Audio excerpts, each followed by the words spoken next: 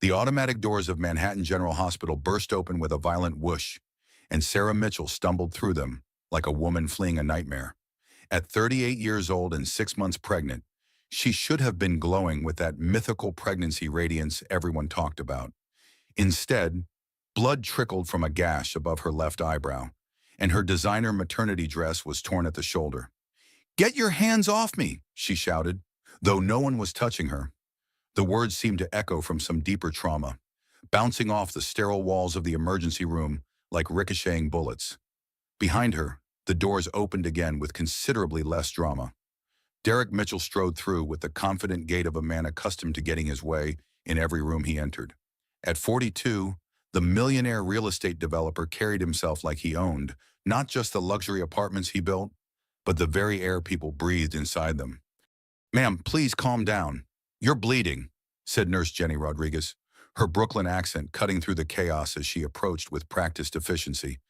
She had seen enough domestic situations in her 15 years at Manhattan General to recognize the signs, even when they walked through the door wearing $1,000 shoes.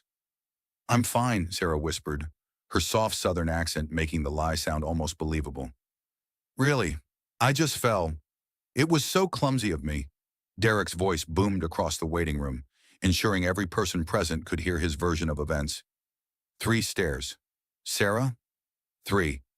How clumsy can one person be? I keep telling her to be more careful, especially in her condition, but she just won't listen." The fluorescent lights hummed overhead, casting that particular hospital pallor that made everyone look slightly ill. Sarah touched her belly protectively, feeling the baby shift inside her as if sensing the tension that had become their constant companion these past months. "Sir, your wife needs stitches," Nurse Jenny said firmly, positioning herself between Derek and Sarah with the subtle skill of someone who had done this before. "The head wound is deeper than it looks. Please wait outside while we get her into a room." "I'm not leaving my wife," Derek replied, his tone shifting from concerned husband to annoyed customer service complaint. "Do you know who I am? I've donated significant money to this hospital. I have connections on the board." Sarah closed her eyes, feeling the familiar wave of embarrassment wash over her. This was how it always went. Derek's charm and wealth opened doors. His temper and control slammed them shut. She had learned to navigate the space between his public persona and private reality like walking through a minefield blindfolded.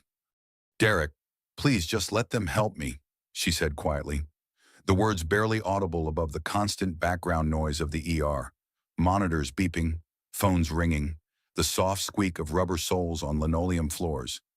A young resident approached with a clipboard, his white coat still crisp enough to suggest he hadn't been on shift very long. "Mrs. Mitchell, I'm Dr. Patel. Can you tell me what happened tonight?" Sarah's mouth opened, then closed. The truth sat on her tongue like a stone she couldn't swallow or spit out. Derek had pushed her, not down 3 stairs as he kept insisting, but 5. And it hadn't been an accident. It had happened because she'd asked about the credit card statement that showed a charge for jewelry she'd never received, flowers she'd never seen, dinners at restaurants she'd never been to. "She fell down the stairs outside our building," Derek answered before Sarah could speak. "Pregnancy makes women so emotional, so unsteady. The hormones, you know how it is." Dr. Patel looked between them, his dark eyes taking in details that his medical training had taught him to notice. The angle of the cut on Sarah's forehead, the defensive way she held her arms, the controlling way Derek positioned himself in the conversation. "I need to examine Mrs. Mitchell privately," Dr. Patel said. "Hospital policy for all head injuries." "That's ridiculous," Derek protested. "I'm her husband. I have every right to be present during her medical treatment."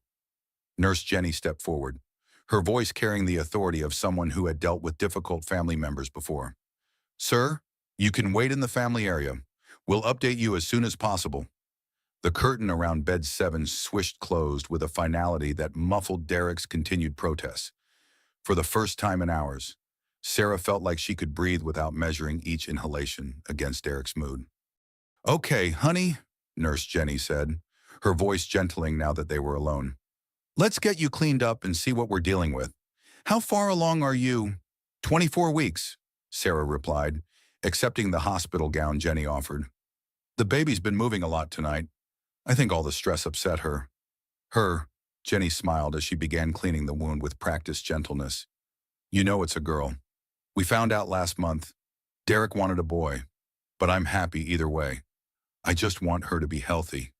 Sarah's voice caught slightly on the last word, and she wondered if her definition of healthy was the same as other mothers. Would her daughter be healthy if she grew up watching her father treat her mother like property? Would she learn that love meant accepting whatever treatment you received?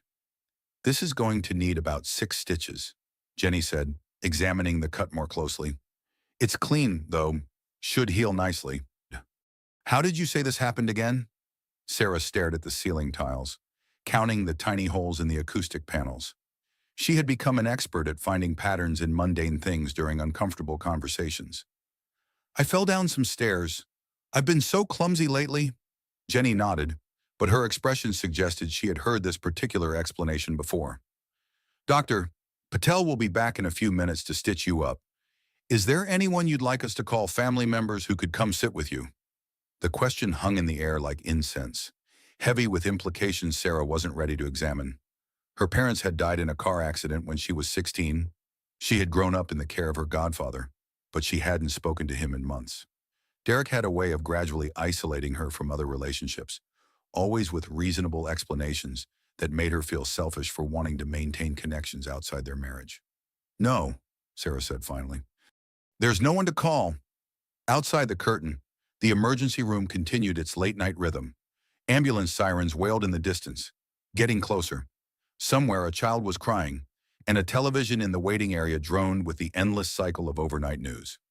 Sarah closed her eyes and tried to imagine what her life might look like if she were someone else, someone braver, someone who hadn't learned to make herself smaller to fit into the spaces her husband allowed her to occupy.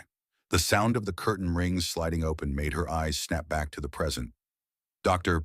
Patel returned with a suture kit, but something in his expression had changed. He looked more alert, more focused. Mrs. Mitchell, there's been a slight change in your case assignment. Dr. Sterling is going to take over your care.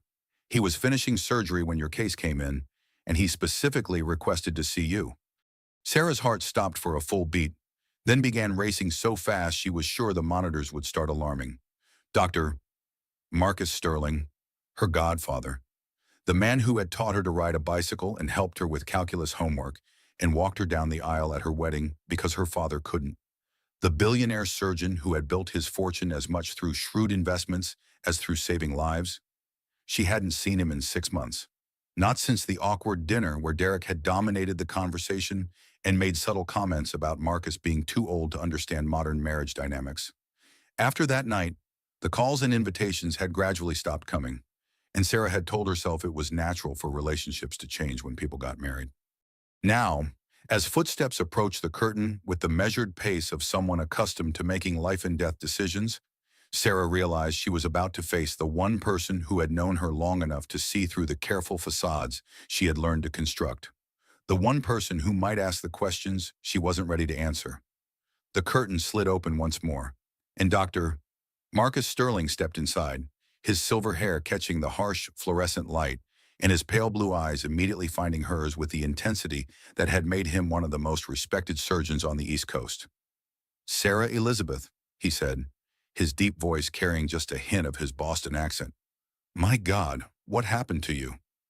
20 minutes had passed since Sarah had been sequestered behind the hospital curtain, but to her it felt like hours.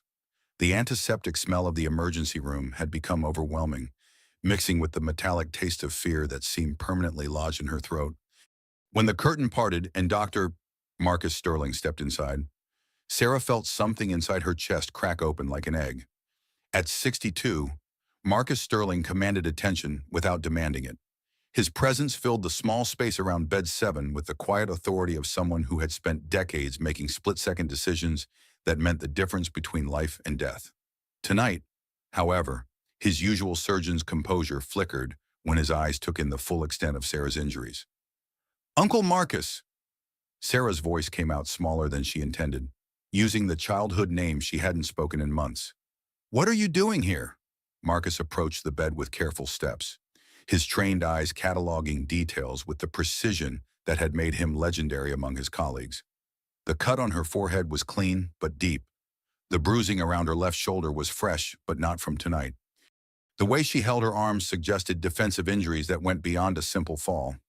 "I was finishing surgery when they called me about a domestic disturbance case," he said, his voice gentler than she had heard it in years.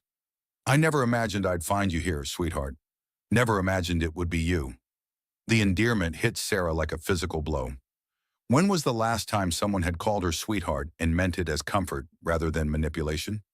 When was the last time someone had looked at her with concern that didn't come attached to conditions and expectations? "It's not what you think," she said quickly, the words automatic after months of practice. I fell down some stairs. Derek was right behind me, trying to help. "I've just been so clumsy lately with the pregnancy hormones and everything." Marcus pulled up the small rolling stool and sat down so his eyes were level with hers. It was a gesture she remembered from childhood, when he would lower himself to her height to discuss scraped knees or hurt feelings with the same seriousness he brought to consulting on complex surgical cases. "Sarah," he said quietly, "I've been treating trauma patients for 35 years. I know what fall injuries look like, and I know what assault injuries look like. These bruises on your shoulder are at least 3 days old. The cut on your head came from impact with a sharp edge, not from tumbling downstairs." Sarah's hands moved instinctively to cover her belly, as if she could protect her unborn daughter from hearing these words. "You don't understand. Marriage is complicated. Derek has been under a lot of stress with his business, and I've been emotional lately. Sometimes I overreact to things." "How long has this been happening?" Marcus asked, his surgeon's mask slipping to reveal the man who had once bandaged her scraped elbows and read her bedtime stories. The question hung between them like a bridge. Sarah wasn't sure she had the courage to cross. "How do you tell the man who taught you to ride a bike that your marriage is falling apart? That the successful businessman he toasted at your wedding pushes you around like a piece of furniture? That you've become someone you don't recognize? Someone who apologizes for breathing too loudly?" "It's not happening," she whispered. But even as she said it, the words felt hollow. "Derek loves me. He takes care of me. He provides for me. I have everything any woman could want." Marcus reached for her medical chart, scanning it with the focused attention he brought to all diagnoses. "According to this, you've been in the ER 3 times in the past 6 months, sprained wrist from falling off a curb, bruised ribs from slipping in the shower, and now this head injury from falling downstairs." "Sarah, that's not clumsiness. That's a pattern." "You're making it sound worse than it is," Sarah said, but her voice lacked conviction. "Derek never means to hurt me. He just gets frustrated sometimes, and I can be difficult. I ask too many questions about things that aren't my business." "Like what?" Marcus asked. "Like credit card statements and phone calls and why he needs to work so late so often?" The words tumbled out before Sarah could stop them. "But he's right. Those things aren't my concern. I should trust him to handle our finances and his business without interfering."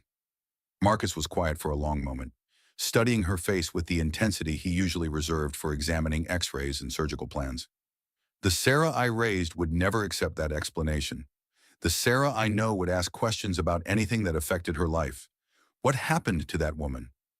The question hit Sarah like a physical blow because she had been asking herself the same thing for months. When had she stopped trusting her own instincts? When had she started second-guessing every thought and feeling?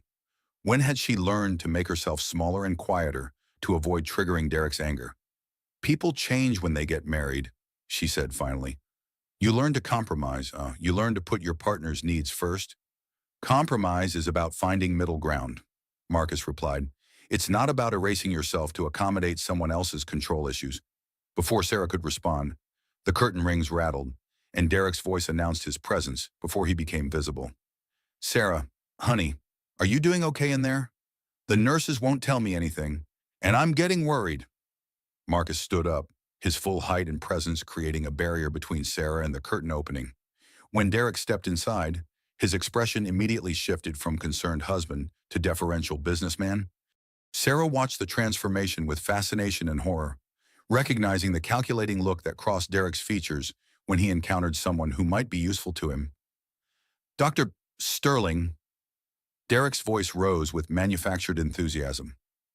"What an incredible honor. I had no idea you were working tonight. I'm Derek Mitchell, Sarah's husband. We met briefly at the hospital fundraising gala last spring.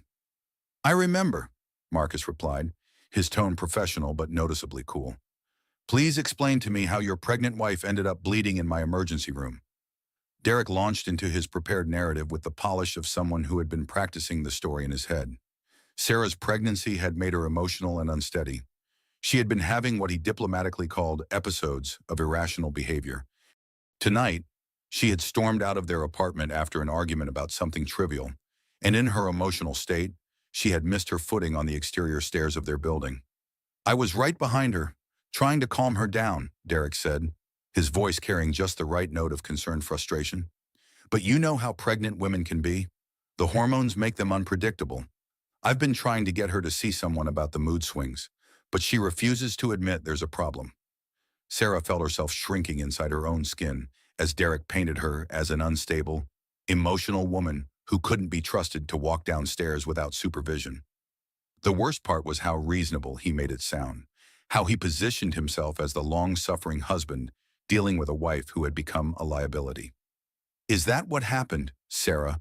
Marcus asked, his eyes finding hers across the small space. Sarah started, then stopped.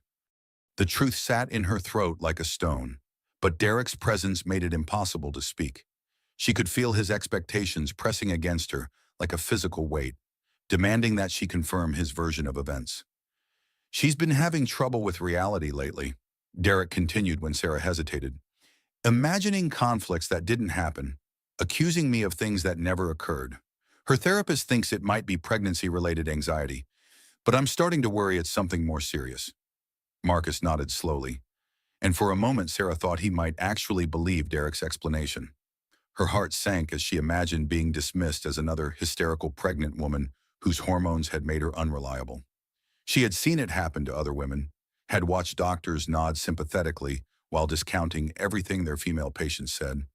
That's certainly possible, Marcus said carefully. Pregnancy can affect cognitive function and emotional regulation. We should definitely run some tests to rule out any underlying conditions. Derek's smile was triumphant, but Sarah caught something in Marcus's expression that suggested the conversation wasn't over. There was a glint in his pale blue eyes that reminded her of the way he used to look when he was working through a particularly complex surgical problem. In fact, Marcus continued, I think Sarah should stay overnight for observation. Head injuries can be unpredictable, especially in pregnant patients. We need to monitor her for signs of concussion and make sure the baby isn't showing any stress responses to the trauma. That's not necessary, Derek said quickly. Sarah will be more comfortable at home, in familiar surroundings. I can keep an eye on her. I'm afraid I have to insist, Marcus replied, his tone leaving no room for argument. As her attending physician, I'm responsible for her care while she's in this hospital. And my medical opinion is that she needs professional monitoring for the next 24 hours. Sarah watched the two men face off across her hospital bed, understanding that they were having a conversation that went far beyond medical necessity. Derek's jaw tightened almost imperceptibly, and she recognized the warning signs of his anger beginning to build. Dr. Sterling, Derek said, his voice still pleasant, but with an edge Sarah had learned to fear. I appreciate your thoroughness, but I think you're being overly cautious. Sarah has always been prone to dramatic interpretations of minor incidents. A night in the hospital will just feed into her tendency toward hypochondria. Nevertheless, Marcus replied firmly, she's staying. As if summoned by the rising tension, Nurse Jenny appeared at the curtain opening. Dr. Sterling, there's a phone call for you at the nurse's station. They said it was urgent. Marcus looked reluctant to leave but nodded. I'll be right back. Sarah, don't go anywhere. As his footsteps faded down the hallway, Derek moved closer to Sarah's bed, his concerned husband mask slipping just enough for her to see the anger underneath. What did you tell him? He asked quietly. Nothing, Sarah whispered. I told him exactly what you said happened. Good, Derek said, but his eyes remained hard. Because if you start filling his head with your paranoid fantasies, it's going to cause problems for both of us. Dr. Sterling is a powerful man in this city. We don't want to make an enemy of him over your emotional instability. Sarah nodded, but something had shifted inside her during the conversation with Marcus. For the first time in months, someone had looked at her injuries with professional eyes and seen what she had been afraid to acknowledge.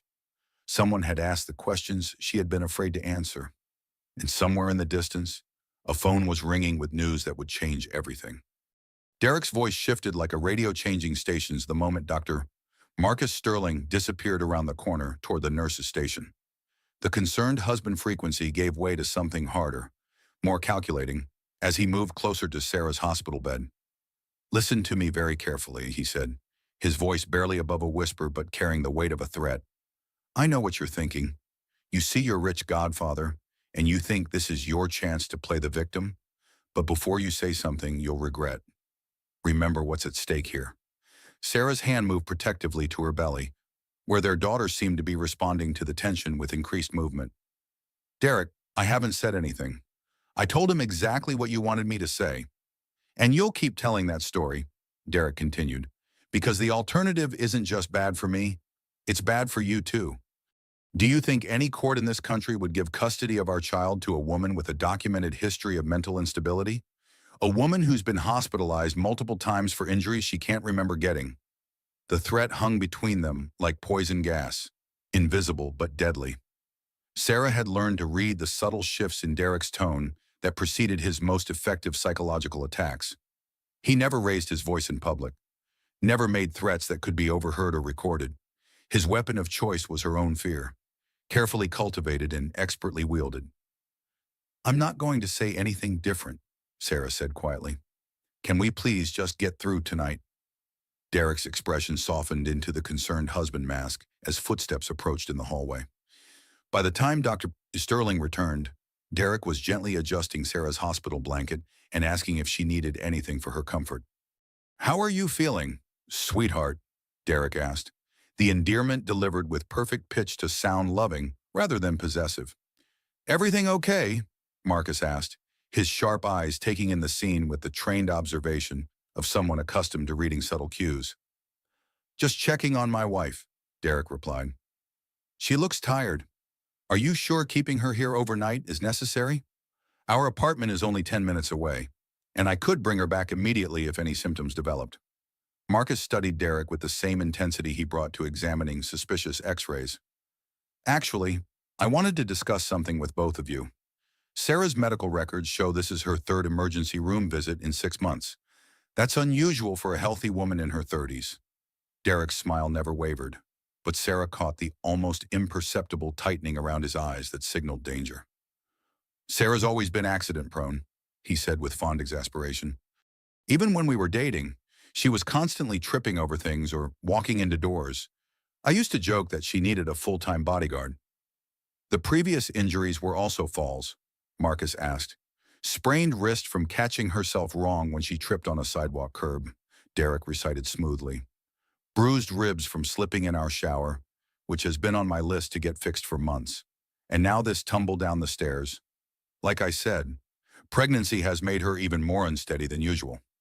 Sarah listened to her husband recite the catalog of her injuries with the detached precision of someone reading a grocery list. Each incident had been carefully explained away, each bruise and cut transformed into evidence of her own inadequacy rather than his violence. "Have you considered that there might be an underlying medical condition causing these falls?" Marcus asked. "Inner ear problems, blood sugar issues, neurological conditions." "That's an excellent question," Derek said, his businessman's instincts sensing an opportunity. "I've been trying to get Sarah to see a specialist, but she's been resistant to the idea. She gets defensive when I suggest there might be something wrong." Marcus turned to Sarah. "What do you think? Have you noticed any dizziness, balance problems, episodes where you feel disoriented?" The question was a trap, and Sarah knew it. If she said yes, she would be confirming Derek's narrative that something was medically wrong with her. If she said no, she would be contradicting the explanation for her injuries. Either way, Derek would use her answer to support his version of events. "I've been tired lately," she said carefully. "The pregnancy has been more difficult than I expected, but I don't think there's anything seriously wrong with me. Fatigue can definitely affect coordination," Marcus agreed. "But given the frequency and severity of these incidents, I think some additional testing would be prudent. Blood work to check for anemia, thyroid function, blood sugar levels, maybe an MRI to rule out any neurological issues. Derek nodded enthusiastically. Whatever you think is best. Dr. Sterling, I want Sarah and the baby to be as healthy as possible. Cost isn't a factor. Obviously, the casual mention of money was perfectly timed. Sarah realized. Derek was reminding Marcus that they were wealthy patients, the kind who generated significant revenue for the hospital and whose satisfaction mattered to administrators. He was also positioning himself as the devoted husband, willing to spare no expense for his wife's care. The testing can wait until after the baby is born, Marcus said. For now, let's focus on monitoring Sarah's recovery from tonight's injury and making sure there are no complications with the pregnancy. Of course, Derek agreed. Should I plan to stay here with her tonight? I could sleep in the chair if necessary. That won't be necessary, Marcus replied. Sarah needs rest, and hospitals aren't comfortable places for family members to spend the night. Why don't you go home, get some sleep, and come back in the morning? Sarah felt a moment of panic at the thought of Derek leaving. As much as his presence frightened her, his absence meant being alone with her thoughts and the growing certainty that she couldn't continue living this way. It meant facing the questions Marcus might ask without Derek there to provide the approved answers. I hate to leave her alone, Derek said, playing the reluctant husband perfectly. What if she needs something during the night? The nursing staff will take excellent care of her, Marcus assured him, and I'll be checking on her personally throughout my shift. Derek leaned down to kiss Sarah's forehead, his lips lingering just long enough to whisper, "Remember what we talked about, honey? I love you, and I'll see you first thing in the morning." To anyone watching, it looked like a tender goodbye between devoted spouses. But Sarah heard the warning embedded in the endearment, felt the subtle pressure of his fingers on her shoulder that reminded her of his strength and her vulnerability. "I love you too," she replied automatically, the words as rehearsed as everything else in their public performance. After Derek left, the small space around Sarah's bed felt simultaneously larger and more intimate. Marcus pulled up the rolling stool again and sat down, his presence both comforting and intimidating. "Now then," he said quietly, "would you like to tell me what really happened tonight?" Sarah stared at the ceiling tiles, counting the tiny holes in the acoustic panels while searching for words that wouldn't betray her husband or condemn herself. "I told you. I fell down the stairs. Derek was trying to help me." "Sarah," Marcus said gently, "I've known you since you were 8 years old. I know when you're lying, and I know when you're scared. Right now, you're both." The observation hit Sarah like a physical blow because it was so accurate and so impossible to deny. She was lying, and she was scared, and the fact that Marcus could see through her careful facades made her feel simultaneously exposed and hopeful. "Even if something else happened," she said carefully, "what would be the point of talking about it? It's not like anything would change." "Why wouldn't anything change?" "Because Derek is right about one thing. Who would believe me? He's a successful businessman with connections and money and a reputation in this city. I'm just a pregnant woman with a history of accidents and emotional problems." Marcus was quiet for a long moment, studying her face with the intensity that had made him one of the most respected diagnosticians on the East Coast. "What kind of emotional problems?" Sarah hesitated, then decided that partial truth might be safer than complete lies. "I've been seeing a therapist for anxiety and depression. Derek thinks it's pregnancy-related, but it started before I got pregnant. I've been having trouble sleeping, trouble concentrating, trouble trusting my own memory about things." "When did these symptoms begin?" "About a year ago, maybe longer. It's hard to say exactly when it started." "What does your therapist think is causing the anxiety and depression?" Sarah's hands twisted in the hospital blanket as she searched for words that wouldn't reveal too much. "She thinks it might be related to unresolved grief from my parents' death, or adjustment issues with married life, or just my personality. Some people are naturally more anxious than others." Marcus nodded thoughtfully. "All of those are possibilities. But there's another possibility we should consider." "What's that?" "That your anxiety and depression are symptoms of trauma? That your memory problems and concentration issues are your mind's way of protecting you from experiences too painful to fully process." The words hung between them like a diagnosis Sarah wasn't ready to receive. She had spent months convincing herself that the problem was inside her head, That if she could just be stronger or smarter or more accommodating, Derek would stop hurting her. The idea that her symptoms might be normal responses to abnormal treatment was both terrifying and liberating. I should let you rest, Marcus said, standing up from the stool. But Sarah, I want you to know that whatever is happening in your life, you're not alone. You have options, and you have people who care about you. That hasn't changed just because you got married. As he moved toward the curtain, Sarah felt a moment of desperate courage. Uncle Marcus, he turned back, eyebrows raised. If someone were in a situation where they needed help but couldn't ask for it directly, what would you advise them to do? Marcus returned to her bedside, his expression gentle but serious. I would tell that person that asking for help isn't a sign of weakness. It's a sign of wisdom. And I would tell them that sometimes the bravest thing you can do is trust someone else to help you carry a burden that's too heavy to bear alone. After he left, Sarah lay in the darkened hospital room listening to the sounds of the night shift. Somewhere down the hall, a baby was crying. Outside her window, ambulance sirens wailed in the distance. And in her pocket, her phone buzzed with a text message that would change everything. Sarah's phone buzzed against her hip with the insistent vibration of an incoming message.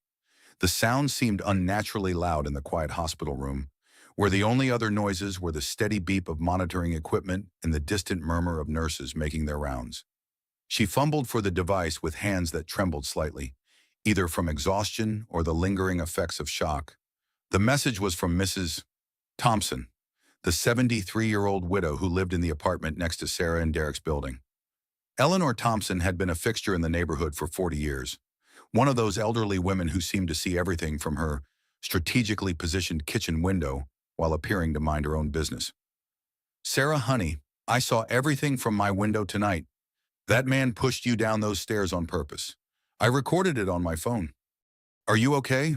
Please call me back when you can. I'm worried sick about you and the baby.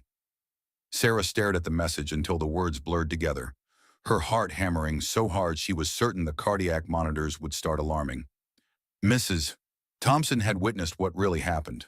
More than that, she had recorded it. The evidence Derek had spent an hour carefully explaining away actually existed, captured in digital pixels that couldn't be manipulated or dismissed. Her finger hovered over the delete button, Derek's warnings echoing in her mind. But before she could erase the message, footsteps approached her cubicle, and Dr. Sterling's voice carried through the thin curtain. Sarah, are you awake? I wanted to check on you before my next surgery. Come in, she called, hastily sliding the phone under her blanket. Marcus entered with the quiet efficiency of someone accustomed to moving through hospitals in the middle of the night. He carried a tablet and wore the focused expression of a surgeon reviewing case notes, but his eyes immediately went to Sarah's face with the concerned attention of a surrogate father. How are you feeling? Any nausea, dizziness, blurred vision? No, nothing like that. Just tired.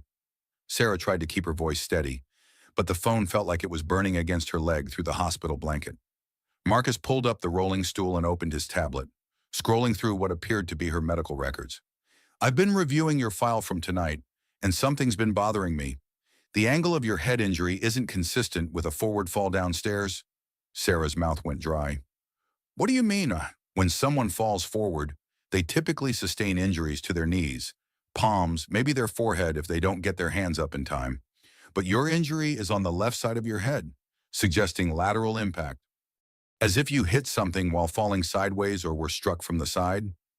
The clinical description of her trauma felt surreal, like listening to someone analyze a crime scene from a television show rather than discussing her own body. I'm not sure I remember exactly how I fell. Everything happened so fast. Marcus set down the tablet and leaned forward slightly, his voice dropping to the gentle tone she remembered from childhood conversations about difficult topics. Sarah, I need to ask you something, and I want you to know that whatever you tell me stays between us unless you give me permission to share it. Doctor-patient confidentiality applies even when the doctor happens to be your godfather. Sarah nodded, not trusting her voice. Did Derek push you tonight? The question hung in the air like a challenge, daring her to finally speak the truth she had been protecting with lies and silence. Sarah's hand moved instinctively to her phone, feeling the weight of Mrs. Thompson's message and the evidence it promised. She started, then stopped. Years of gaslighting had trained her to doubt her own perceptions, to question her memories, to assume that her version of events must be flawed if it contradicted Derek's narrative. Sarah, Marcus said gently, I've treated hundreds of domestic violence cases over the years. I know what the injuries look like, and I know how victims are trained to protect their abusers. You don't have to be afraid of telling me the truth. The words domestic violence hit Sarah like a physical blow. She had never applied that label to her situation, had never thought of herself as one of those women she sometimes saw on news programs or read about in articles. Those were other women, weaker women, women who didn't have college degrees and comfortable homes, and millionaire husbands who bought them expensive jewelry and took them to charity galas. Derek isn't a violent person, she said automatically. He's just been under a lot of stress lately with his business, and I can be difficult sometimes. I ask too many questions about things that aren't really my concern. What kinds of questions? About credit card statements, about why he needs to work late so often, about phone calls he takes in private. The words tumbled out before Sarah could stop them. Months of suppressed concerns finally finding voice.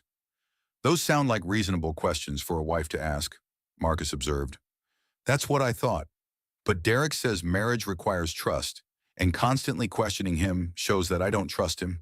He says it's insulting and hurtful, and that I'm being paranoid because of my anxiety issues. Marcus was quiet for a moment, processing her words with the same methodical approach he brought to complex diagnoses. What happened tonight when you asked about the credit card statement? Sarah's phone buzzed again, the vibration a reminder of the evidence sitting in Mrs. Thompson's phone. There was a charge for jewelry I never received, flowers that never came to our apartment, dinner at a restaurant I've never been to. When I asked Derek about it, he said I was being suspicious and accusatory. And then what happened? He got angry. Really angry. He said I was questioning his integrity, that I was acting like he was a criminal instead of a husband who works hard to provide for his family. Sarah's voice dropped to a whisper. He said I was becoming like my mother? Marcus's expression sharpened. What did he mean by that? My mother used to question my father about his business dealings. Derek says she was paranoid and controlling, and that it destroyed their marriage. He says I'm developing the same toxic patterns, and that if I don't stop, I'll destroy our marriage too. Sarah, your parents had one of the strongest marriages I've ever seen. Your mother wasn't paranoid or controlling.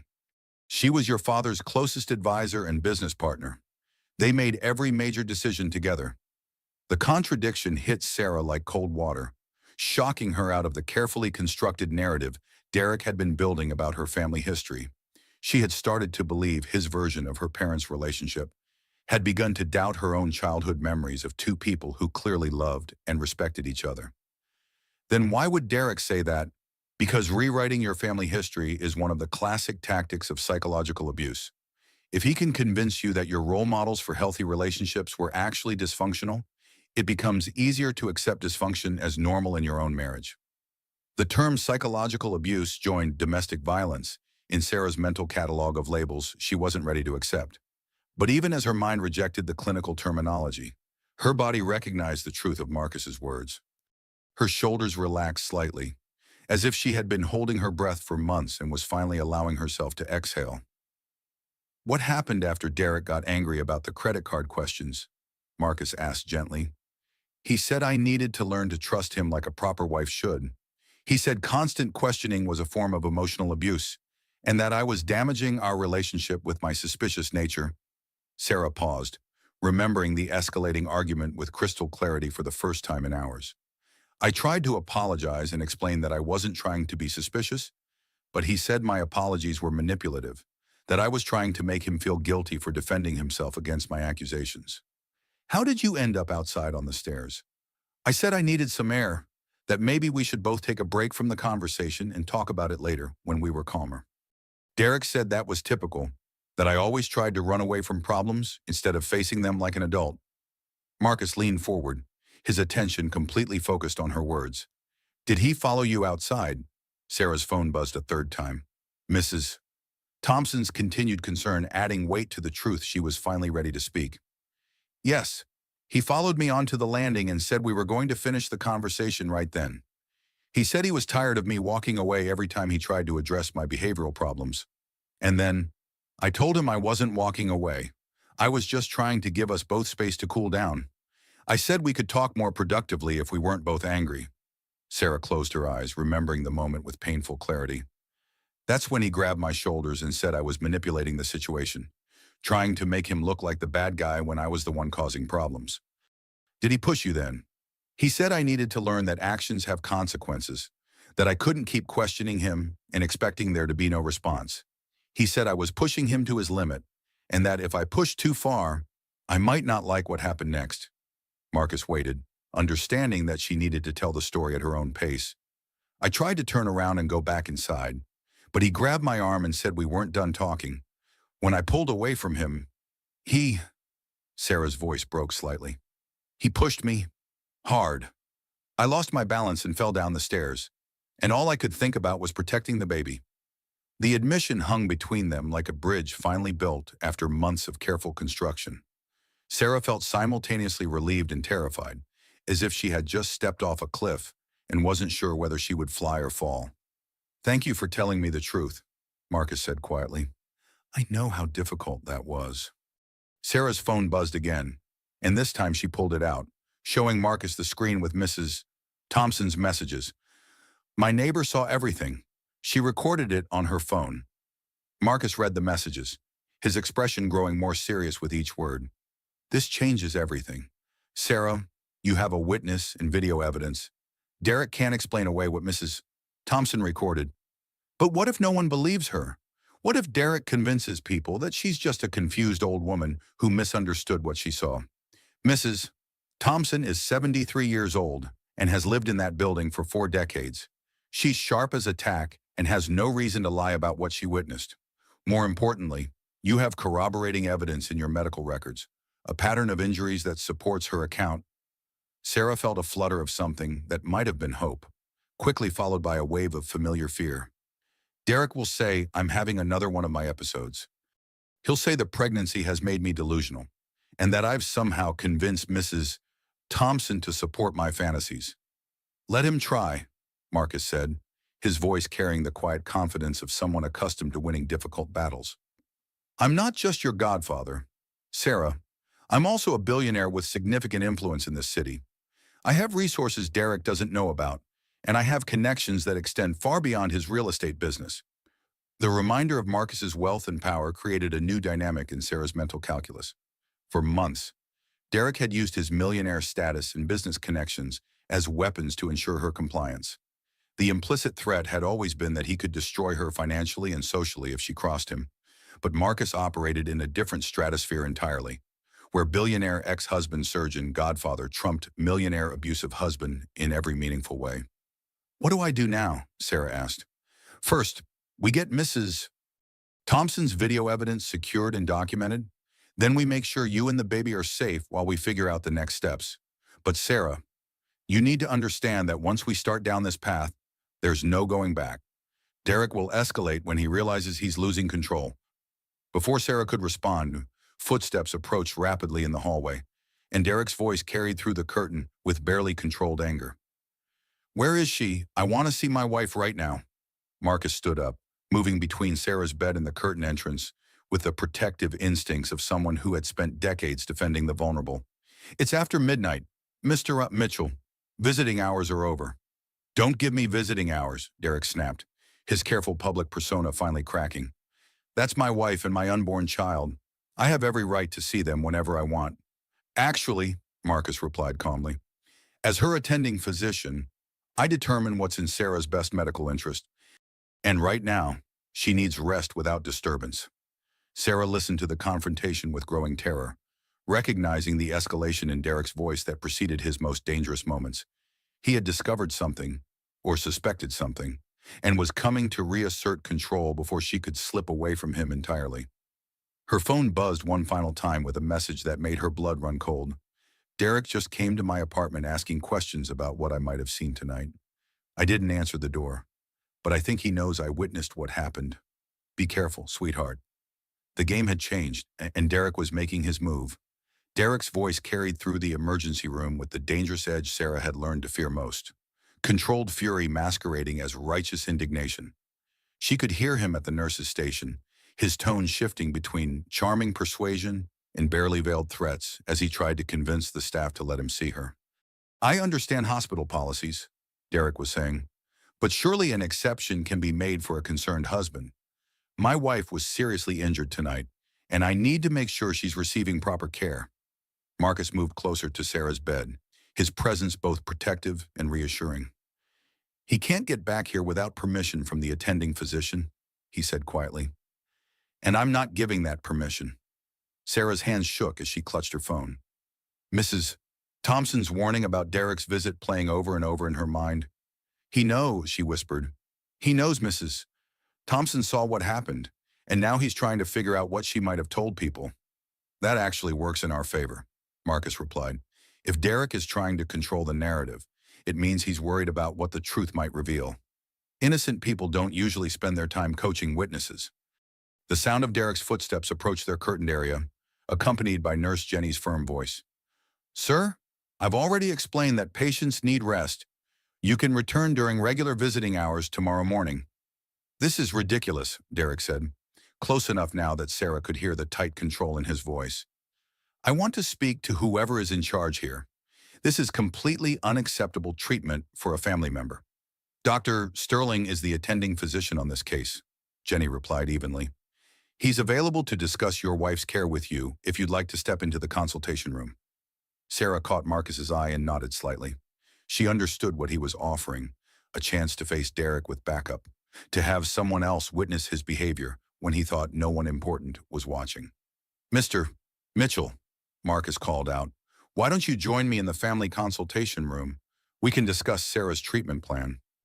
There was a pause before Derek's voice returned, carefully modulated back to concerned husband mode. Of course, Dr. Sterling, thank you for accommodating my worry about my wife. Marcus squeezed Sarah's shoulder gently. I'll be back in a few minutes. If you need anything at all, press the call button and ask for Jenny specifically. After they left, Sarah lay in the quiet darkness, listening to her own heartbeat and feeling the baby's movements slow to the peaceful rhythm of sleep. For the first time in months, she felt a strange sense of clarity, as if the fog that had been clouding her thinking was finally beginning to lift. She thought about Mrs. Thompson's video, concrete evidence that Derek couldn't explain away or manipulate. She thought about Marcus's resources and connections, a safety net she hadn't realized she still had access to. Most importantly, she thought about the conversation they just had, the first time in months that someone had listened to her version of events without immediately suggesting she was mistaken or overreacting. Her phone rang, Mrs. Thompson's name appearing on the screen. Sarah, honey, are you okay? The elderly woman's voice was thick with concern and something that might have been fear. I'm in the hospital, but I'm safe, Sarah said quietly. Mrs. Thompson, Derek came to your apartment. About an hour ago. He was very polite, very charming, asking if I had seen what happened tonight. He said you had fallen down the stairs and hit your head, and he was worried that witnesses might have gotten the wrong impression about the incident. What did you tell him? I didn't open the door. 40 years in this neighborhood has taught me to trust my instincts about people, and something about his tone made my skin crawl. But Sarah, I'm worried he knows I saw what really happened. Sarah felt a chill that had nothing to do with the hospital's air conditioning. Mrs. Thompson, you need to be careful. Derek can be dangerous when he feels threatened. Don't you worry about me, honey. I've been taking care of myself since before that boy was born. What I'm worried about is you and that baby. Do you have somewhere safe to go? I'm with my godfather right now. He's a doctor here at the hospital, and he's going to help me figure out what to do next. Good, that's good. Sarah, I want you to know that I've already sent the video to my daughter in California. I told her to keep it safe in case something happens to me. And I've made copies on my computer. Whatever that man thinks he can do to intimidate me, the evidence isn't going anywhere. The practicality of Mrs. Thompson's preparations impressed Sarah. While she had been paralyzed by fear and uncertainty, her elderly neighbor had been taking concrete steps to protect both of them. Mrs. Thompson, thank you. I don't know what would have happened if you hadn't been watching tonight. I've been watching for months, honey. I've seen the ambulances that come to your building, seen you leaving with bruises you try to cover with makeup. I should have said something sooner, but I wasn't sure how to approach you without making things worse. The admission hit Sarah like a revelation. She had thought she was hiding the abuse successfully, that her careful concealer and strategic clothing choices were maintaining the illusion of a perfect marriage. The idea that her neighbor had been witnessing and worrying about her situation for months was both embarrassing and oddly comforting. You couldn't have known how to help, Sarah said. I didn't even know how to help myself. Well, you're getting help now, and that's what matters. You call me if you need anything. Anything at all. And Sarah, you're stronger than you think you are. Surviving what you've been through takes tremendous courage. After they hung up, Sarah lay in the quiet hospital room thinking about courage. She had never thought of herself as courageous. Courage, in her mind, belonged to people who fought wars or rescued strangers from burning buildings or stood up to bullies in schoolyards. But maybe Mrs. Thompson was right. Maybe surviving each day in an abusive marriage, protecting her unborn child, finally finding the strength to tell the truth. Maybe those things required courage too. Down the hall, she could hear voices rising in what sounded like a heated conversation. Derek's tone was becoming more aggressive, and Marcus's responses were growing shorter and more clipped. The consultation wasn't going well for Derek, and Sarah knew from experience that he would take his frustration out on the nearest available target. Her phone buzzed with a text from an unknown number. This is Rebecca Morrison, attorney. Dr. Sterling asked me to contact you. I specialize in family law and domestic violence cases. I'm coming to the hospital now to discuss your options. You're not alone in this. The message was like a lifeline thrown to someone who had been drowning without realizing it. Marcus wasn't just offering emotional support. He was mobilizing practical resources to help her navigate the legal and logistical challenges ahead. 20 minutes later, the voices in the hallway had died down, and Marcus returned to Sarah's cubicle with a grim expression. How did it go? Sarah asked. Derek is angry, Marcus said simply. He's demanding to take you home tonight, and when I refused, he threatened to file complaints against me and the hospital for interfering with his parental rights. What does that mean? It means he's scared and desperate, which makes him more dangerous but also more likely to make mistakes. When people like Derek feel their control slipping, they tend to overreach and expose themselves. Sewan, Marcus pulled up the rolling stool and sat down, his expression serious but not unkind. Sarah, I need to tell you something about Derek's business dealings that you might not know. I've been making some calls while he was here, and I've learned some disturbing information. Sarah's stomach clenched with a familiar anxiety. What kind of information? The credit card charges you questioned tonight. They weren't for business expenses or innocent purchases. Derek has been using your joint accounts to fund what appears to be an extramarital relationship. The jewelry and flowers and restaurant charges were for another woman. The revelation hit Sarah like a physical blow, not because she was surprised by Derek's infidelity, but because it confirmed her worst fears about her own judgment. She had suspected something for months, but had allowed Derek to convince her that her suspicions were paranoid delusions caused by pregnancy hormones and anxiety disorders. How do you know? She asked quietly. My private investigator is very thorough. The woman's name is Jessica Walsh. She's 26 years old, works as a marketing coordinator for one of Derek's development projects. The relationship has been going on for at least 8 months. 8 months? Sarah calculated backward and realized Derek had been cheating on her since before she got pregnant, possibly since before they started trying to have a baby. The timeline made her feel sick, not just because of the betrayal, but because it meant Derek had been planning his deception while they were making major life decisions together. There's more, Marcus continued gently.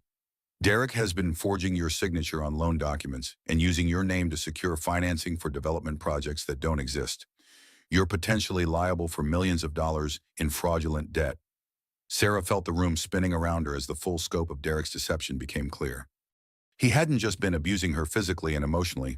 He had been systematically destroying her financial security and legal standing.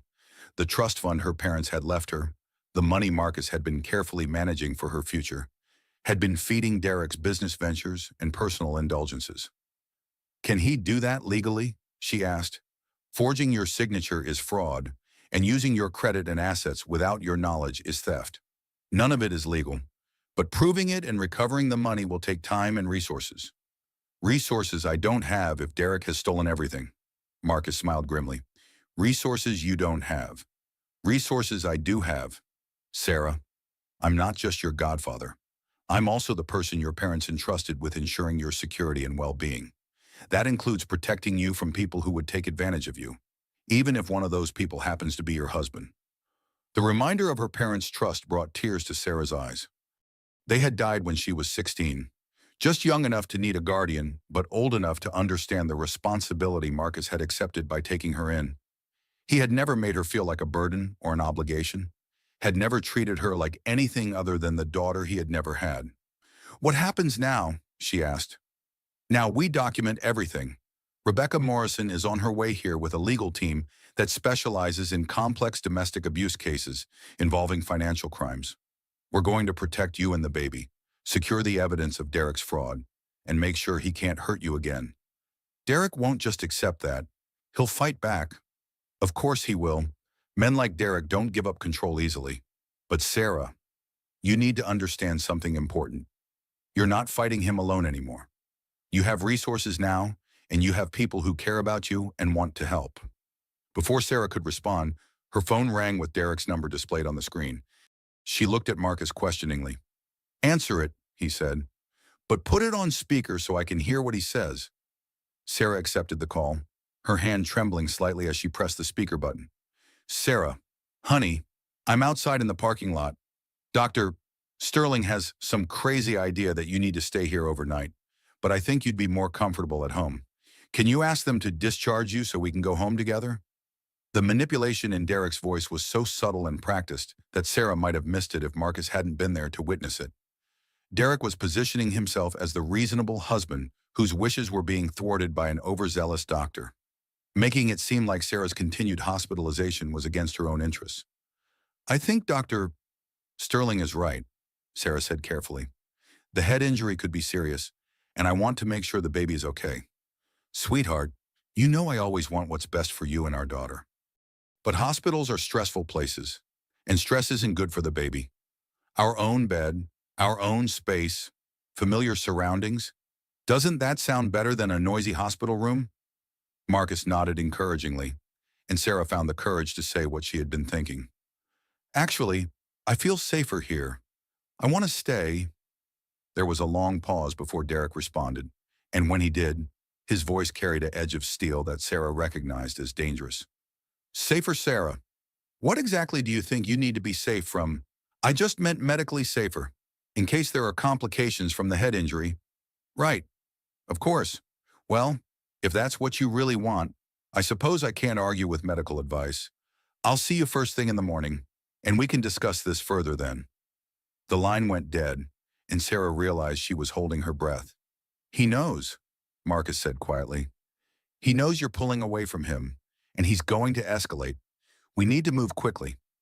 As if summoned by Marcus's words, a woman's voice called from the hallway.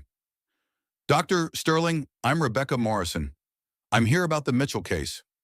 The cavalry was arriving, and for the first time since this nightmare began, Sarah felt like she might actually survive it.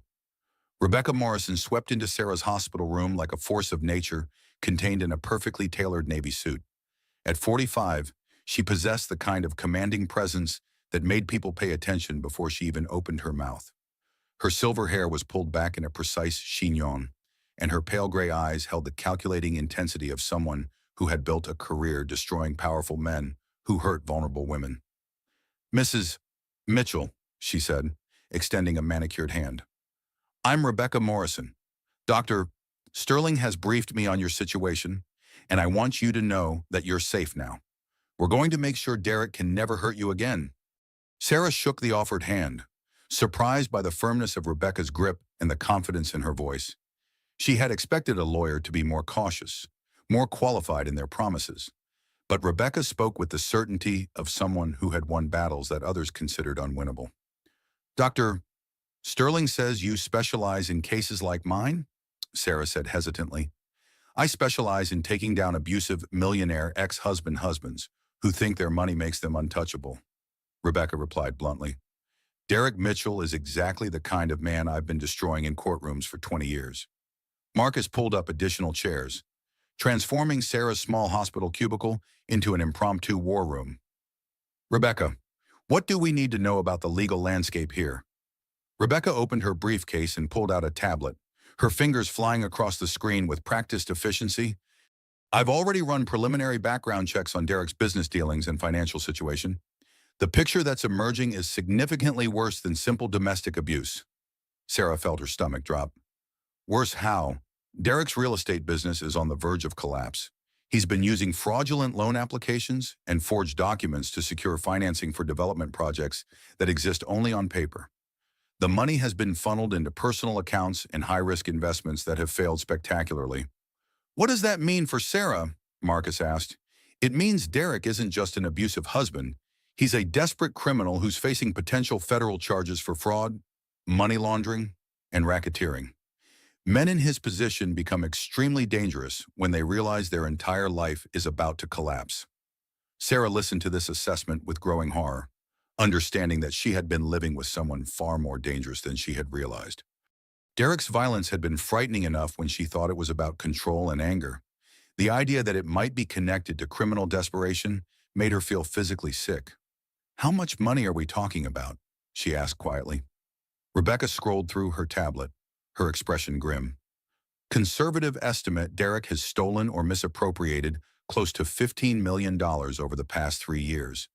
That includes Sarah's trust fund, fraudulent loans secured using her credit and assets, and money stolen from business partners and investors. 15 million? Sarah repeated numbly. I had no idea. Abusive spouses typically keep their victims isolated from financial information, Rebecca explained. Derek has been very careful to maintain the illusion that his business is successful while systematically looting every account he could access. Marcus leaned forward, his expression serious. What kind of legal exposure does Sarah face? Significant? If we don't act quickly, Derek has forged Sarah's signature on dozens of documents, making her appear complicit in his fraud. If federal investigators aren't made aware of the domestic abuse and forgery, Sarah could be charged as a co-conspirator. The room fell silent as the full scope of Derek's manipulation became clear. He hadn't just been stealing money, he had been positioning Sarah to take the fall if his crimes were discovered. The pattern of psychological abuse that had convinced her to doubt her own perceptions had also isolated her from the financial knowledge that might have protected her. What do we do? Sarah asked. We go on the offensive, Rebecca replied. Tomorrow morning, we file for an emergency restraining order based on tonight's assault and Mrs. Thompson's video evidence. Simultaneously, we contact federal investigators and provide them with documentation of Derek's fraud, making it clear that Sarah is a victim rather than a participant. Will that be enough to protect her legally? It's a start, but Sarah, you need to understand that this process is going to get much worse before it gets better. Derek will fight back viciously when he realizes what's happening. He'll try to discredit you, intimidate witnesses, and use every resource at his disposal to maintain control. Sarah thought about Derek's threats regarding custody of their unborn daughter, his promises to destroy her reputation and prove her mental instability. He said no court would give custody to someone with my psychiatric history. He's been recording my therapy sessions illegally. Rebecca's eyes hardened. Recording private therapy sessions without consent is a felony in New York. That's another federal charge we can add to his growing list. And Sarah, courts don't award custody to men facing racketeering charges, regardless of the mother's mental health history. Marcus pulled out his own phone and began scrolling through contacts. I'm calling Tom Bradley, my private investigator. If Derek has been as sloppy with his criminal activities as Rebecca suggests, Tom will find the evidence we need to bury him. Good, Rebecca agreed. The more evidence we can gather quickly, the stronger our position becomes. But we also need to focus on immediate safety concerns. Derek knows something has changed tonight, and he's going to try to reassert control.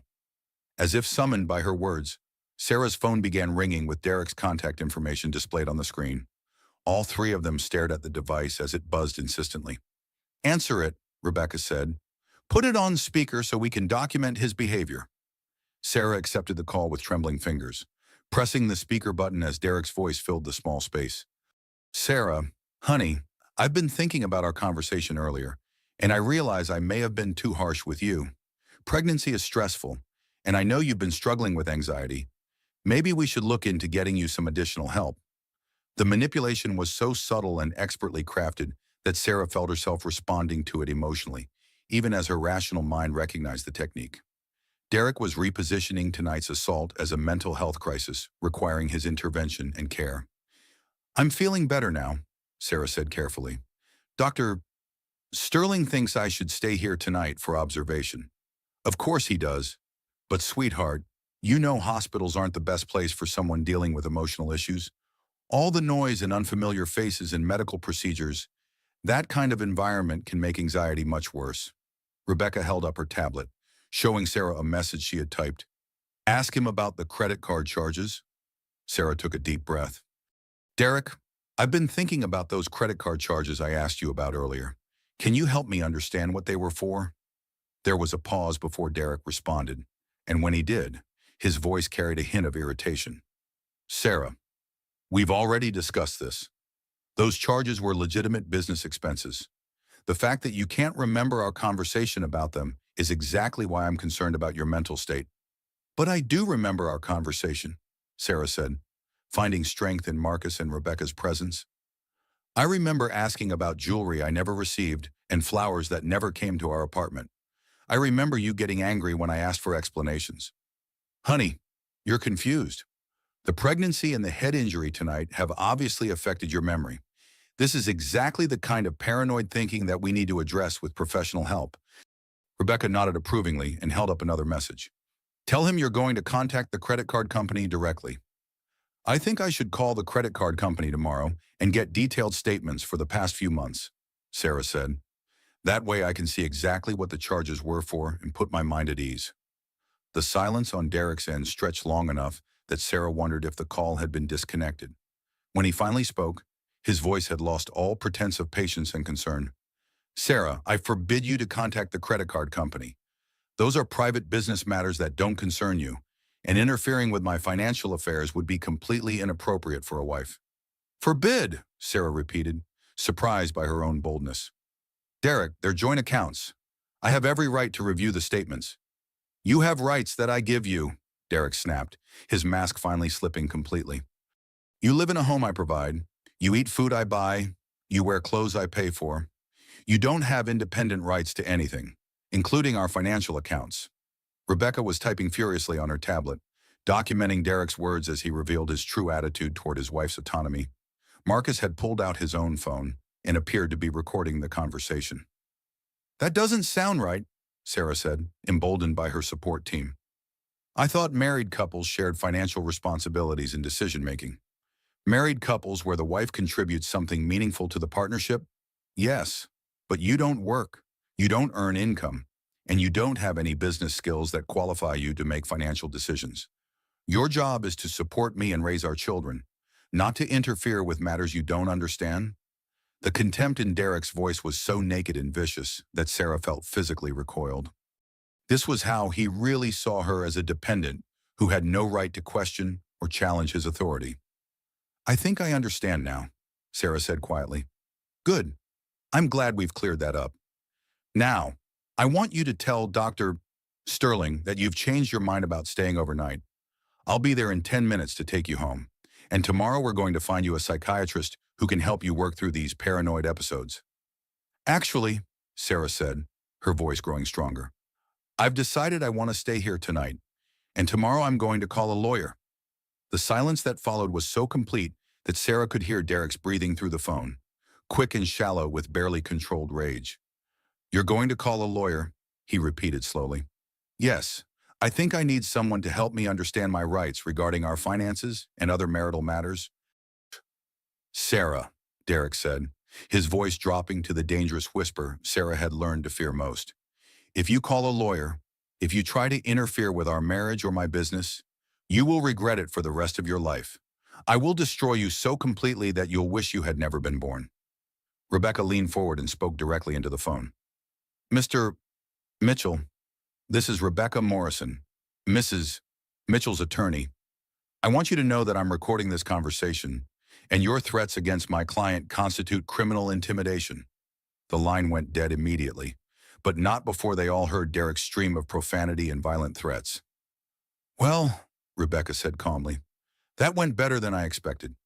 He just provided us with recorded evidence of financial abuse, domestic intimidation, and criminal threats. We'll have that restraining order by tomorrow afternoon. Sarah stared at her phone, unable to believe that the conversation had actually happened. For months, she had been terrified of confronting Derek about anything meaningful. Tonight, with the right support, she had not only challenged him, but had forced him to reveal his true nature to witnesses who could help her. "What happens now?" she asked. Marcus reached over and took her hand. "Now we make sure you and the baby are safe while Rebecca dismantles Derek's entire life piece by piece." "It won't be easy," Rebecca warned. "Derek will escalate before he accepts defeat. But Sarah, you need to know that you're not fighting him alone anymore. You have resources now, and you have people who care about you." As if to underscore Rebecca's warning, security guards appeared at the entrance to Sarah's cubicle. "Dr. Sterling, there's a man in the parking lot making threats about forcing his way into the hospital. Should we call the police?" Marcus and Rebecca exchanged looks. "Yes," Marcus said. "Call the police and increase security around the maternity ward. Derek Mitchell is not to be allowed anywhere near this hospital." Sarah closed her eyes and felt the baby moving inside her, as if sensing the tension and change in their circumstances. Whatever happened next, she was no longer facing it alone. The billionaire Godfather she had lost touch with had returned with resources and connections Derek couldn't match. The nightmare was far from over, but for the first time in months, Sarah believed she might actually survive it. The war room atmosphere in Sarah's hospital cubicle intensified as the night progressed. What had started as a medical emergency had transformed into a complex legal and financial operation, with Marcus coordinating resources from his extensive network, while Rebecca built an airtight case against Derek. Sarah watched in amazement as phone calls were made, documents were requested, and a comprehensive strategy took shape around her hospital bed. "Tom Bradley is on his way," Marcus announced, closing his phone after a brief conversation. "He's bringing copies of Derek's business records and bank statements. Apparently, Derek has been even sloppier with his fraud than we initially thought." Rebecca looked up from her tablet, where she had been drafting legal documents with practiced efficiency. "Good. The more evidence we can compile tonight, the stronger our position tomorrow. Sarah, I need you to think carefully about Derek's daily routines. Where does he keep important documents? What passwords might he use for business accounts? Any information could be crucial." Sarah tried to focus on practical details, but her mind kept drifting to the larger implications of what was happening. 6 hours ago, she had been a trapped wife in an abusive marriage, isolated and convinced that her situation was hopeless. Now she was surrounded by powerful allies who were treating Derek's crimes as solvable problems rather than insurmountable obstacles. "He has a home office with a safe behind his desk," she said slowly. "The combination is my birthday, which always seemed romantic until tonight. Now I wonder if he used it because he knew I would never suspect him of hiding things from me on my own birthday." "Classic manipulation," Rebecca agreed. "Abusers often use sentimental gestures to mask practical deceptions. What else can you tell us about his business practices?" "He gets a lot of phone calls that he takes in private, always steps out of the room or goes into his office and closes the door, and he travels frequently for what he calls client meetings. But he never wants me to know the details." Marcus frowned. "How frequently?" "2 or 3 times a month, usually overnight trips to other cities. Boston, Philadelphia, Washington, D.C. He says real estate development requires a lot of face-to-face meetings with investors and city planners." "Or meetings with Jessica Walsh," Rebecca said grimly. "The woman he's been having an affair with. Tom's preliminary investigation shows she's traveled with Derek on several of these business trips, with expenses charged to company accounts that don't exist." Sarah felt a familiar wave of humiliation wash over her, but this time it was accompanied by something new. Anger. For months, Derek had been making her feel paranoid and suspicious for questioning his behavior, while simultaneously using their joint accounts to fund romantic getaways with another woman. "How long has this been going on?" she asked. "At least 8 months, possibly longer. Jessica Walsh was hired as a marketing coordinator for Mitchell Development last year, but there's no evidence she's done any actual marketing work. Her salary appears to be payment for personal services." The clinical way Rebecca described Derek's infidelity somehow made it easier for Sarah to process.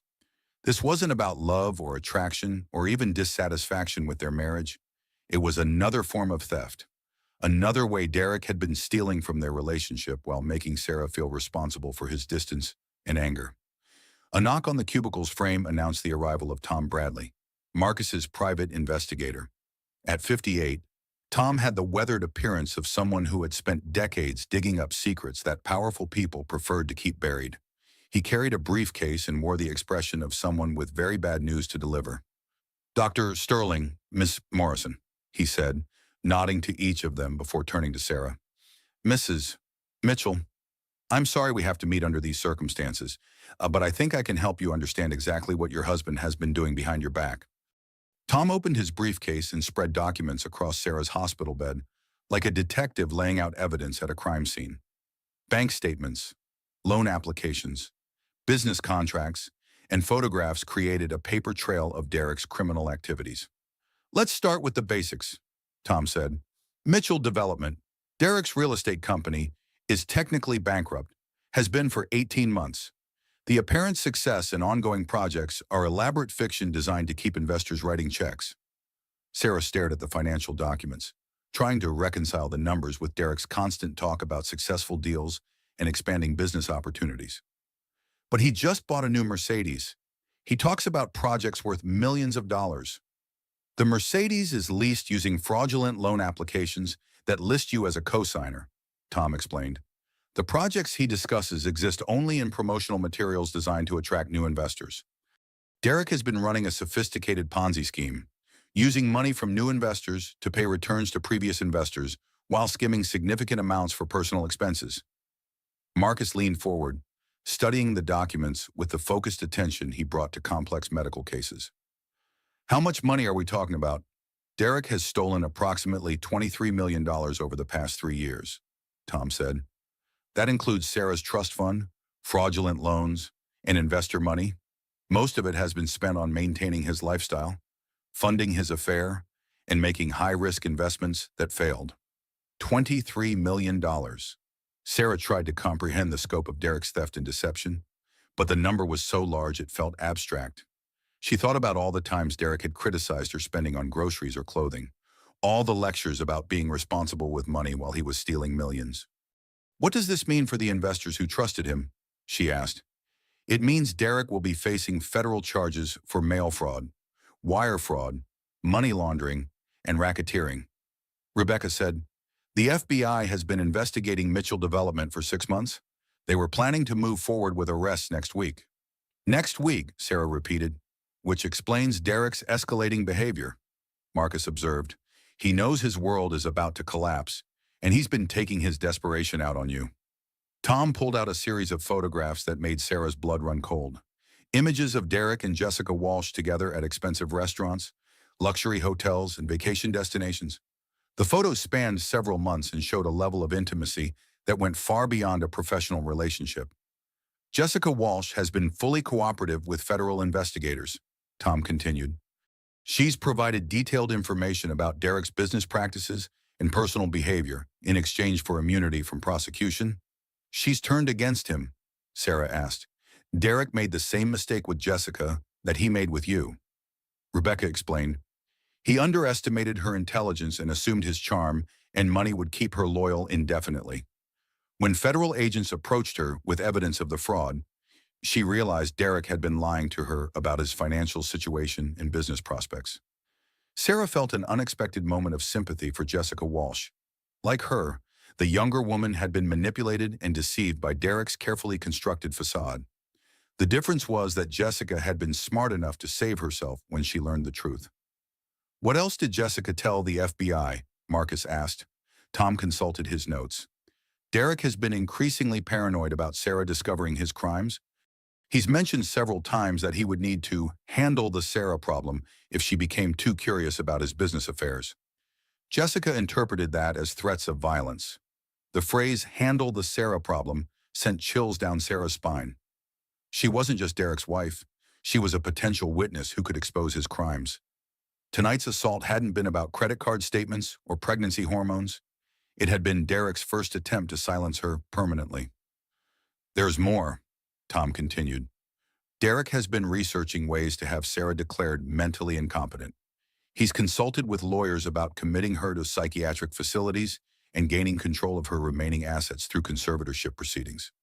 That's why he's been so focused on my therapy sessions and mental health issues, Sarah realized. He wasn't trying to help me get better. He was documenting evidence to use against me. Exactly, Rebecca confirmed. The illegal recordings of your therapy sessions were part of a larger plan to discredit you if you ever tried to expose his crimes or leave the marriage. Sarah thought about all the times Derek had suggested she was overreacting or imagining problems. All the subtle ways he had undermined her confidence in her own perceptions. It hadn't been gaslighting for its own sake. It had been preparation for a legal strategy to declare her incompetent. The good news, Tom said, is that we now have extensive documentation of Derek's criminal activities and plans to harm you. Between Mrs. Thompson's video evidence, Jessica Walsh's testimony, and the federal investigation, Derek's credibility is completely destroyed. What happens when he realizes how much evidence we have? Sarah asked. He'll probably try to flee the country, Rebecca said matter-of-factly. Men like Derek often have offshore accounts and contingency plans for exactly this scenario. But the FBI has been monitoring his financial activities and travel for months. He won't get far.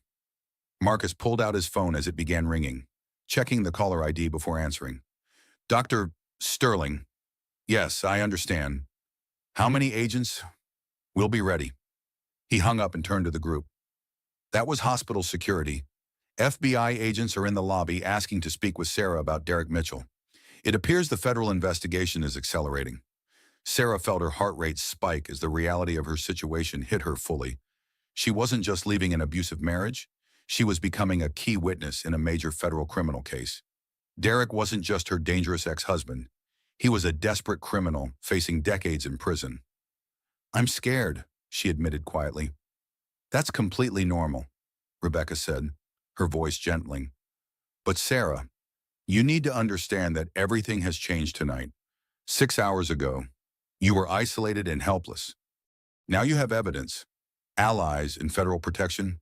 Derek's power was always an illusion built on deception and fear. Now that the illusion is shattered, he's just another criminal facing justice. A knock on the cubicle frame announced the arrival of 2 FBI agents, a woman and a man in conservative suits carrying credentials and serious expressions. Mrs. Mitchell, the female agent said, I'm Agent Jennifer Walsh with the FBI's White-Collar Crime Division. We need to speak with you about your husband's business activities and your own safety. Sarah looked around at her unlikely support team, her billionaire godfather, her fierce attorney, the private investigator, and now federal agents. For the first time since Derek had pushed her down those stairs, she felt like the balance of power had shifted in her favor. What do you need to know? She asked. Agent Walsh smiled grimly. Everything, and Mrs. Mitchell. After tonight, Derek Mitchell will never hurt you again. That's a promise. The next morning arrived with the antiseptic brightness of hospital fluorescent lights and the distant sounds of the day shift beginning their rounds. Sarah had dozed fitfully between FBI interviews and medical checkups, her sleep punctuated by nightmares of Derek's threats and the strange relief of knowing she would never have to face them alone again. Agent Jennifer Walsh had been thorough and surprisingly gentle in her questioning, treating Sarah as a victim and witness rather than a potential co-conspirator. The FBI had been building their case against Derek for months, but Sarah's testimony and Mrs. Thompson's video evidence provided the final pieces they needed to move forward with arrests. We'll be taking Derek into custody this morning, Agent Walsh had explained during their 3 a.m. conversation. But Mrs. Mitchell, you need to understand that desperate men do desperate things. We're going to provide protection for you and Mrs. Thompson until Derek is safely in federal custody. Now, as morning sun filtered through the hospital room windows, Sarah felt a strange combination of terror and anticipation. Today would mark either the end of her nightmare or Derek's most dangerous escalation. Marcus entered the room carrying coffee and wearing the exhausted expression of someone who had spent the night coordinating a complex operation. How are you feeling? Sweetheart, like I'm about to wake up from a dream and find out none of this really happened, Sarah admitted. It doesn't seem possible that everything could change so quickly. Sometimes the most dramatic changes happen all at once, Marcus replied. You've been building toward this moment for months, even if you didn't realize it. All we did was provide the resources to make your courage effective. Rebecca Morrison arrived shortly after. Looking impeccable despite having worked through the night, she carried a briefcase full of legal documents and the satisfied expression of someone who had built an unbeatable case. Good morning. Sarah, how are you and the baby doing? Better? The bleeding stopped, and the baby's been moving normally. Dr. Patel says I can be discharged this afternoon if there are no complications. Excellent, because we have a busy day ahead of us. The emergency restraining order has been approved, and federal warrants have been issued for Derek's arrest. We're also filing civil suits to recover your stolen assets and protect you from liability for Derek's fraudulent debts. Sarah tried to process the legal machinery that had been set in motion on her behalf. Yesterday she had been trapped and helpless. Today she had teams of lawyers and federal agents working to protect her interests. The transformation felt too dramatic to be real. What happens when Derek realizes what's happening? She asked. We're about to find out, Marcus said, checking his phone. Tom Bradley is conducting surveillance on Derek's movements this morning. He should be arriving at his office right about now. As if summoned by Marcus's words, Sarah's phone began ringing with Derek's contact information displayed on the screen. All three of them stared at the device as it buzzed insistently. Should I answer it? Sarah asked. Yes, Rebecca said. But put it on speaker so we can document whatever he says. FBI agents are recording Derek's calls now, but it's good to have multiple records. Sarah accepted the call with trembling fingers, pressing the speaker button as Derek's voice filled the room. He sounded different this morning, manic and desperate rather than controlled and threatening. Sarah, honey, thank God you answered. Listen to me very carefully. We need to leave town today. Right now. I'll pick you up from the hospital and we can drive to Canada. I have business opportunities there that require immediate attention. The suggestion was so transparently desperate that Sarah felt almost sorry for Derek. He obviously knew that his world was collapsing and was trying to flee the country with his pregnant wife as either a cover story or a human shield. Derek, I can't travel right now. The doctor wants to monitor me for complications from the head injury. Forget the doctor, Derek snapped, his mask slipping immediately. This is more important than your minor injury. Pack whatever you can carry and meet me in the hospital parking lot in 20 minutes. I'm not going anywhere with you, Sarah said, finding strength in her support team's presence. Derek, I know about Jessica Walsh. I know about the stolen money. I know about everything. The silence on Derek's end stretched so long that Sarah wondered if the call had been disconnected. When he finally spoke, his voice carried the dangerous edge she had learned to fear most. Who told you about Jessica? It doesn't matter who told me. What matters is that I know you've been lying to me about everything. Your business, your finances, your feelings about our marriage. Sarah, you don't understand the complexity of my business dealings. What looks like deception to you is actually sophisticated financial planning that protects our family's interests. Rebecca held up her tablet with a message. Ask him about the federal investigation. Derek, the FBI knows about your financial planning. They have evidence of fraud and money laundering. Jessica has been cooperating with federal investigators for months. Another long silence, followed by the sound of Derek's breathing becoming rapid and shallow. That bitch, he whispered. That stupid little bitch thinks she can destroy me. But she doesn't know who she's dealing with. Derek, the evidence isn't just from Jessica. The FBI has bank records, forged documents, testimony from multiple witnesses. It's over. It's not over, Derek shouted, his voice echoing through the hospital room. Nothing is over until I say it's over, Sarah. You belong to me. That baby belongs to me. No one gets to take my family away from me. Marcus moved closer to the phone, his surgeon's calm providing a stark contrast to Derek's hysteria. Derek, this is Dr. Sterling. I think it would be best if you turned yourself in to federal authorities voluntarily. The evidence against you is overwhelming, and cooperation might lead to more lenient sentencing. Dr. Sterling, Derek said, his voice dropping to a threatening whisper. You rich bastards think you can interfere with my marriage and steal my wife just because you have more money than I do? But money won't protect you when I decide to handle this personally. Is that a threat, Mr. Mitchell? It's a promise.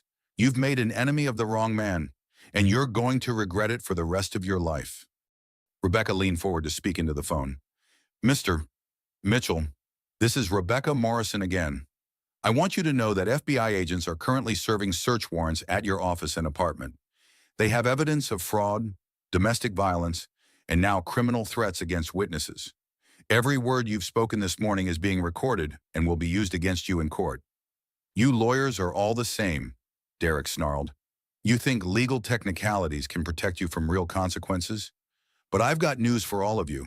Some problems can't be solved in courtrooms. The line went dead, leaving an ominous silence in the hospital room. Well, Rebecca said calmly, that was illuminating. Derek just provided us with recorded evidence of flight risk, witness intimidation, and specific threats against multiple people. The federal judge will have no choice but to deny bail when he's arrested. Sarah stared at her phone, unable to believe that the man she had married could transform so completely when his facade was stripped away. The charming businessman who had swept her off her feet had revealed himself to be a desperate criminal, willing to threaten anyone who challenged his control. What happens now? She asked. Marcus pulled out his phone as it began buzzing with an incoming call. This should be Tom Bradley with an update on Derek's location. He answered the call and put it on speaker. Tom, what's the situation? Derek just left his office in a panic. Tom's voice reported. FBI agents were waiting for him, but he saw them before they saw him and managed to slip out the back entrance. He's driving erratically and appears to be heading toward the hospital. How long until he gets here? Marcus asked. 10 minutes, maybe 15. Dr. Sterling, this guy is completely unhinged.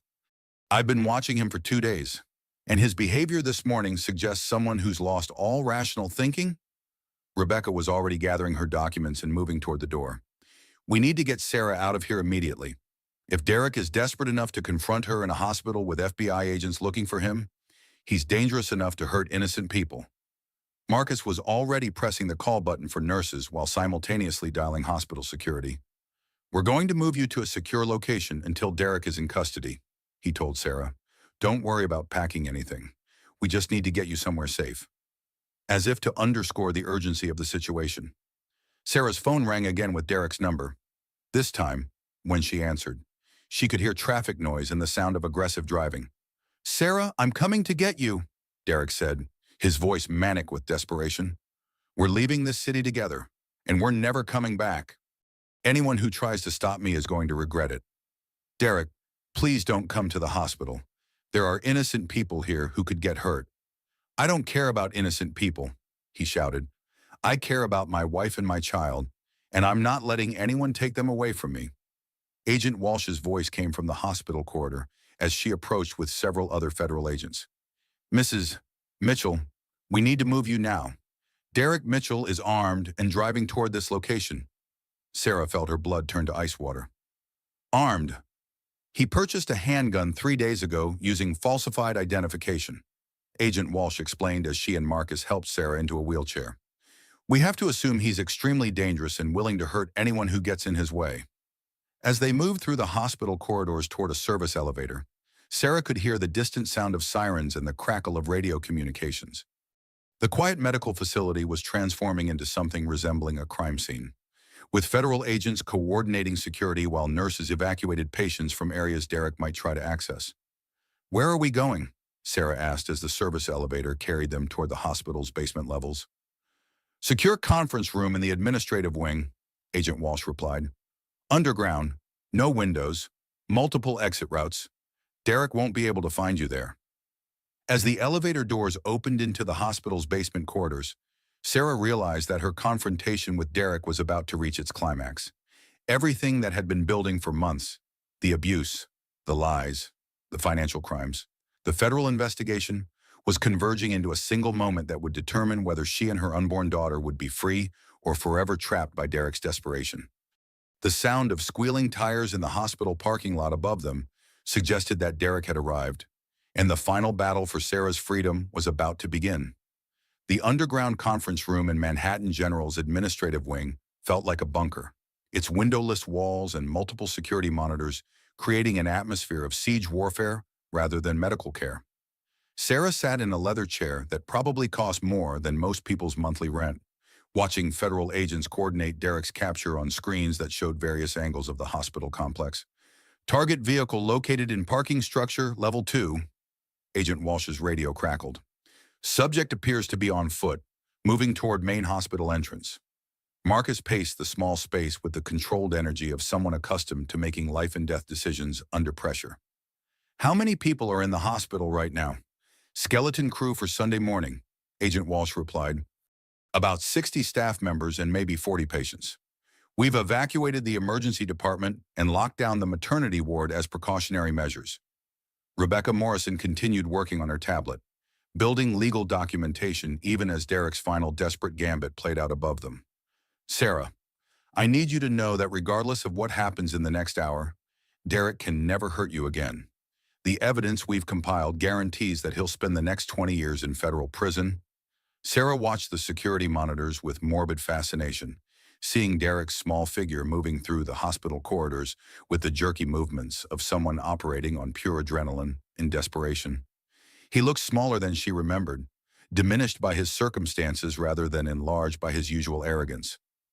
He looks lost, she observed quietly. That's because his entire world has collapsed in the past 12 hours, Marcus replied. Men like Derek derive their sense of power from control and deception. When both of those are stripped away, they become dangerous but also pathetic.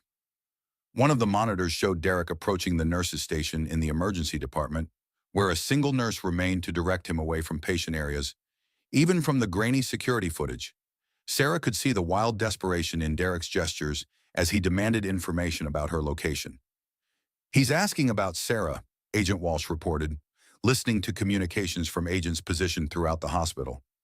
The nurse is following protocol and refusing to provide patient information. On screen, Derek's conversation with the nurse became increasingly animated. Sarah couldn't hear the words, but his body language suggested escalating aggression and frustration. The nurse remained calm and professional, clearly trained for difficult situations, but probably not for dealing with armed fugitives. Should we intervene? Marcus asked. Not yet, Agent Walsh replied. We have agents positioned at every exit and stairwell. Derek can't leave the building, and he can't access patient areas without triggering immediate response. Sometimes it's better to let desperate people exhaust themselves through futile searching. Sarah's phone rang again, Derek's number appearing on the screen like a summons from a nightmare she couldn't fully escape. Agent Walsh nodded for her to answer. Derek, Sarah said, her voice carrying across the conference room speakers. Where are you? Derek demanded, his voice tight with panic and rage. I know you're here somewhere. The nurse won't tell me anything, but I'm going to find you. Derek, please just leave. You're only making things worse for yourself. Worse? Derek laughed, the sound harsh and brittle. Sarah, my business is destroyed, my money is gone, and federal agents are hunting me like an animal. How exactly could things get worse? You could hurt innocent people. You could make it impossible for any judge to show you mercy during sentencing. I don't want mercy, Derek snarled. I want my wife and my child, and I want the rich bastards who stole them from me to pay for their interference. On the security monitors, Sarah could see Derek moving through hospital corridors with increasing agitation, checking rooms and confronting staff members who couldn't provide the information he demanded. His movements were becoming more erratic, more dangerous. Derek, I'm not your property, Sarah said, finding strength in the truth she had been afraid to speak for months. I never was your property. I was your wife, and you destroyed that relationship through lies and violence and theft. You belonged to me the moment you said I do, Derek replied. That baby belongs to me. Everything in your life belongs to me, and no one gets to take what's mine. Rebecca leaned toward the phone. Mr. Mitchell, this is Rebecca Morrison. I want you to understand that Sarah has filed for divorce and obtained an emergency restraining order. Legally, you have no rights regarding her or the baby. Any attempt to contact or approach her constitutes a felony. Legally, Derek repeated mockingly. You lawyers think everything comes down to legal documents and court orders, but some things are more fundamental than law. Agent Walsh was receiving continuous updates through her earpiece, coordinating the tactical response while monitoring Derek's psychological state. He's becoming more unstable, she observed. Subjects in his position sometimes attempt suicide by cop or murder-suicide scenarios when they realize escape is impossible. The clinical assessment sent chills through Sarah's body. She had lived with Derek's escalating violence for months, but the idea that he might try to take her and their unborn daughter with him into death had never occurred to her. "Derek," she said, trying to keep her voice calm and reasonable. "Think about the baby. Think about your daughter. She deserves a chance at life, regardless of what happens between us." "My daughter deserves a father," Derek replied. "She deserves to grow up in a family, not as the bastard child of a woman who destroyed her parents' marriage with paranoid accusations." The distortion of reality in Derek's words was so complete that Sarah finally understood the full scope of his psychological dysfunction. In his mind, he was the victim of Sarah's betrayal rather than the architect of his own destruction. The abuse, the theft, the lies, all of it had been reframed in his narrative as justified responses to her inadequacies. "Derek, I never destroyed our marriage. You destroyed it when you started hitting me. You destroyed it when you started stealing money. You destroyed it when you started sleeping with Jessica Walsh." "Jessica was a mistake," Derek admitted. "A distraction I used to cope with the stress of your constant questioning and suspicion. If you had been a supportive wife instead of a paranoid interrogator, I never would have needed outside comfort." Even in his desperate circumstances, Derek was still attempting to make Sarah responsible for his choices. The pattern was so ingrained that he couldn't abandon it even when facing federal prosecution and life imprisonment. On the security monitors, Derek had reached the elevator banks and was pressing buttons frantically, trying to access floors that had been locked down by hospital security. His movements were becoming more agitated, more unpredictable. "He's trying to reach the maternity ward," Agent Walsh reported. "All elevators have been disabled and stairwell access is blocked, but he's not accepting that he can't get through." "What if he tries to hurt other patients?" Sarah asked. "We have agents positioned at every critical location," Agent Walsh assured her. "But Mrs. Mitchell, you need to understand that Derek is completely focused on finding you. Other people are obstacles to him, not targets." Sarah watched her husband's increasingly frantic movements on the security screens and felt a complex mixture of emotions. Fear, certainly, but also pity and a strange sense of grief for the man she had thought she married. That person had probably never existed, but she had loved the illusion enough to build her life around it. "Derek," she said into the phone, "I want you to know that I don't hate you. I feel sorry for you, and I hope you get the help you need in prison, but I can't let you hurt me or our baby anymore." "You feel sorry for me?" Derek's voice rose to a shout that echoed through the hospital corridors. "I'm a millionaire businessman who built an empire from nothing, and you feel sorry for me. You're a man who destroyed his own life through greed and violence," Sarah replied. "Your empire was built on lies and theft. Your success was an illusion that couldn't last." The truth of her words seemed to penetrate Derek's defenses in a way that legal threats and federal agents couldn't. On the security monitors, he stopped moving and stood perfectly still in the hospital corridor, as if her assessment had physically struck him. "Sarah," he said quietly, "please don't let them take me. Please don't let our daughter grow up thinking her father was a criminal." For a moment, Sarah heard echoes of the man she had fallen in love with, vulnerable, needing her support, asking for her help. But this time, she recognized the manipulation embedded in his plea. "Derek, I can't save you from the consequences of your choices. I can only save myself and our baby." The sound of heavy footsteps and shouted commands came through both the phone connection and Agent Walsh's radio simultaneously. "FBI, put your hands where we can see them." On the security monitors, Sarah watched federal agents surround Derek in the hospital corridor. He looked small and defeated, no longer the commanding presence who had dominated her life for 2 years. "Derek Mitchell, you're under arrest for fraud, money laundering, domestic violence, and federal witness intimidation." The phone call ended as Derek was handcuffed and led away, but Sarah could see his arrest playing out on multiple security screens. The man who had controlled every aspect of her existence was being processed like any other criminal. Read his rights and searched for weapons while hospital staff watched from safe distances. "It's over," Agent Walsh said simply. "Derek Mitchell is in federal custody and will be transferred to a detention facility pending trial." "Mrs. Mitchell, You and your baby are safe. Sarah stared at the monitors showing empty hospital corridors where Derek had been just moments before. 2 years of fear and control and gradual erosion of her self-worth had ended with handcuffs and federal agents, as if the nightmare had simply evaporated under the harsh light of legal reality. What happens now? She asked. Marcus sat down beside her and took her hand. Now you heal. Now you rebuild your life. Now you become the mother your daughter deserves, free from fear and manipulation. Rebecca looked up from her tablet with a satisfied expression. And now Derek faces the full consequences of his crimes. Based on the evidence we've compiled, he's looking at 25 to 30 years in federal prison. He'll never hurt you again. Sarah. As federal agents secured the hospital and began the process of returning it to normal operations, Sarah felt something inside her chest that she barely recognized. It took her several minutes to identify the sensation as hope. Not just hope that things might get better, but certainty that the worst was finally over. Her daughter would never know the fear that had defined the last months of Sarah's pregnancy. The baby would grow up free from Derek's violence and manipulation, surrounded by people who understood that love meant protection rather than control. The reckoning had come, and Sarah had survived it. 6 months later, autumn leaves swirled outside the courthouse windows as Sarah Mitchell sat in the gallery watching Derek's sentencing hearing.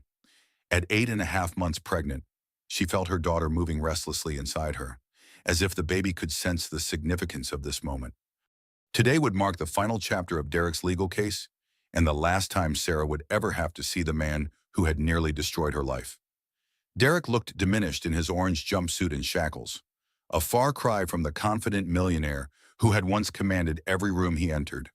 Federal prosecution had stripped away his wealth, his freedom, and his carefully constructed facade, revealing the desperate criminal underneath. As Sarah watched him shuffle to the defendant's table, she felt no satisfaction in his downfall, only relief that this chapter of her life was finally ending.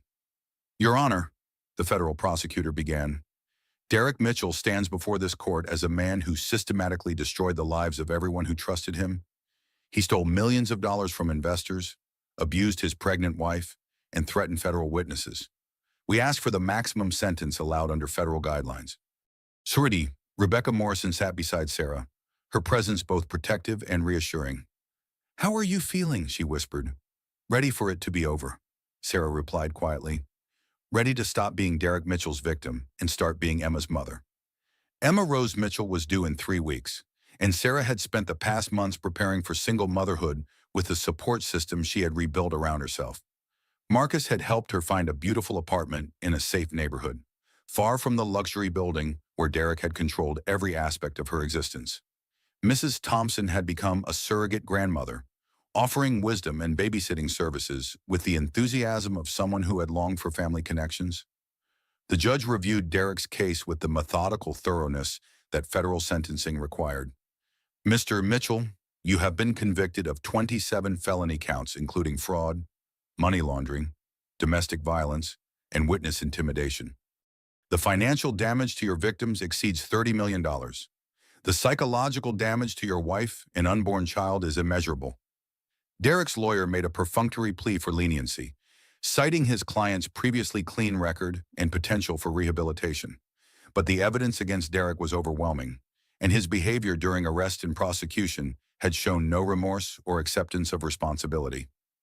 Derek Mitchell, the judge continued, you are sentenced to 30 years in federal prison without the possibility of parole for 25 years. You are also ordered to pay restitution in the amount of $32 million to your victims. Sarah felt her daughter kick vigorously as the sentence was announced, as if Emma was celebrating her freedom from a father who would never have the opportunity to hurt her. The irony wasn't lost on Sarah that Derek's own crimes had ensured their daughter would grow up without his toxic influence. As court officers led Derek away, he turned to look at Sarah one final time. She met his gaze without flinching. No longer the frightened woman who had apologized for breathing too loudly. Derek had taken 2 years of her life, but she wouldn't give him another moment of her fear. It's finished, Rebecca said as they left the courthouse. Derek Mitchell can never hurt you or Emma again. Marcus was waiting for them on the courthouse steps, his familiar presence a reminder of the safety net that had made Sarah's recovery possible. How do you feel, sweetheart? Free, Sarah said simply. For the first time in years, I feel completely free. 3 weeks later, Sarah went into labor at Manhattan General Hospital, the same place where her nightmare with Derek had ended and her new life had begun. Marcus delivered his goddaughter with the skill of a surgeon and the tenderness of a grandfather, while Mrs. Thompson held Sarah's hand and offered encouragement. Emma Rose Mitchell entered the world at 3:17 a.m. on a Tuesday morning. Healthy and perfect, and completely unaware that her birth marked the beginning of a life free from the violence that had threatened her in the womb. She had her mother's dark hair and her grandfather's determined chin, and when she opened her eyes for the first time, Sarah saw nothing but possibility. "She's beautiful," Marcus said, placing Emma in Sarah's arms. "Your parents would be so proud of both of you." Sarah looked down at her daughter and felt a love so pure and protective that it made her previous understanding of the emotion seem pale by comparison. This tiny person would never know fear as a constant companion, would never learn to make herself smaller to avoid triggering someone's anger, would never apologize for existing. "Hello, Emma," Sarah whispered. "You're safe now. You're so loved, and you're completely safe." Mrs. Thompson dabbed at her eyes with a tissue, overcome with emotion at witnessing the continuation of life after so much trauma. "She's perfect, sweetheart. Absolutely perfect." Over the following months, Sarah settled into the rhythm of new motherhood with the support of her chosen family. Marcus took his role as surrogate grandfather seriously, spoiling Emma with toys and books while teaching Sarah about child development and nutrition. Mrs. Thompson became Emma's official babysitter, providing childcare when Sarah returned to school to complete her social work degree. Sarah had decided to specialize in domestic violence counseling, using her own experience to help other women recognize and escape abusive relationships. The work was challenging, but deeply fulfilling, transforming her trauma into a tool for healing others. "I used to think strength meant enduring everything silently," Sarah told her first support group of abuse survivors. "Now I know strength means asking for help when you need it, believing in your own worth when others try to diminish it, and choosing to heal rather than harbor hatred." The women in the group listened with the intense attention of people who recognized truth in her words. Some were still trapped in abusive relationships, gathering courage for escape. Others were newly free but struggling with the aftermath of trauma. All of them needed to hear that survival was possible, that life after abuse could be not just bearable but beautiful. Emma thrived in the environment of love and stability that Sarah had created for them. At 6 months old, she was a happy baby who smiled easily and reached for strangers without fear, a stark contrast to the anxious child she might have become in Derek's household. "She's going to be a strong woman," Mrs. Thompson observed during one of their regular dinners together. "Just like her mother." "I hope she never needs the kind of strength I had to develop," Sarah replied. "I hope she grows up knowing she deserves to be treated with love and respect, so she never accepts anything less." Marcus raised his wine glass in a toast. "To Emma Rose Mitchell, who will grow up knowing her own worth because her mother fought for both of their freedom." As they clinked glasses, Sarah reflected on the journey that had brought them to this moment. A year ago, she had been trapped in a marriage that was slowly killing her spirit, convinced that her situation was hopeless and that she deserved the treatment she received. Tonight, she sat in her own apartment, surrounded by people who loved her, raising a daughter who would never know the fear that had once defined Sarah's existence. The transformation hadn't been easy. There had been months of therapy to unravel the psychological damage Derek had inflicted, legal proceedings to recover stolen assets, and the constant work of rebuilding her sense of self-worth. But every difficult day had been worth it for moments like this, when she could look at Emma sleeping peacefully and know that her daughter's future was unlimited. Sometimes Sarah thought about Derek in his federal prison cell, serving a sentence that would keep him locked away until Emma was nearly 30 years old. She felt no hatred toward him anymore, only pity for a man who had destroyed his own life through greed and violence. His choices had consequences, and those consequences would ensure that he could never hurt another woman the way he had hurt her. "What are you thinking about?" Marcus asked, noticing her thoughtful expression. "Just how different everything is now," Sarah said. "A year ago, I couldn't imagine a life without Derek's control and anger. Now I can't imagine going back to that darkness." "You'll never have to," Mrs. Thompson said firmly. "You've built something beautiful here, something real and lasting. As the evening wound down and Emma stirred from her nap, Sarah felt a profound sense of gratitude for the people who had helped her escape Derek's web of manipulation and abuse. Marcus's wealth and connections had provided practical resources, but his love and support had given her something more valuable, the reminder that she was worth protecting and defending. Mrs. Thompson's courage in recording Derek's assault had provided crucial evidence, but her ongoing friendship had shown Sarah what healthy relationships looked like. Rebecca Morrison's legal expertise had dismantled Derek's defenses, but her fierce advocacy had demonstrated that some people would fight for justice even when it didn't benefit them personally. Most importantly, Sarah had learned to trust her own instincts again, to believe her own perceptions, and to value her own well-being. The woman who had once apologized for existing had become someone who advocated for herself and others, someone who understood that true love meant freedom rather than possession. Emma woke up and immediately reached for her mother, her small hands grasping at Sarah's face with the complete trust that only children possess. As Sarah lifted her daughter and felt the warm weight of that tiny body against her chest, she understood that this was what she had been fighting for all along, not just her own freedom, but the chance to give Emma a different kind of life entirely. "Hello, beautiful girl," Sarah murmured into Emma's soft hair. "Mama's here. Mama's always going to be here." Outside the apartment windows, the city continued its endless rhythm of movement and change. But inside their small space, Sarah and Emma existed in a bubble of safety and love that no one could threaten or destroy. The nightmare was over, and the rest of their lives stretched ahead like an open road leading toward whatever future they chose to create. Some fairy tales end with the princess marrying the prince, but better stories end with the princess discovering she never needed rescuing. She just needed to remember her own power. And sometimes, having a billionaire godfather who believes in you doesn't hurt either. As Emma drifted back to sleep in her mother's arms, Sarah looked around at the life she had built from the ashes of her marriage and felt something she had almost forgotten was possible: complete and utter peace. They were safe, they were loved, and they were free to become whoever they wanted to be. The millionaire who had pushed his pregnant wife down hospital stairs was spending his nights in a federal prison cell. But the surgeon who had been her billionaire godfather was reading bedtime stories to his great goddaughter, while her mother planned a future filled with endless possibilities. And in the end, that made all the difference in the world.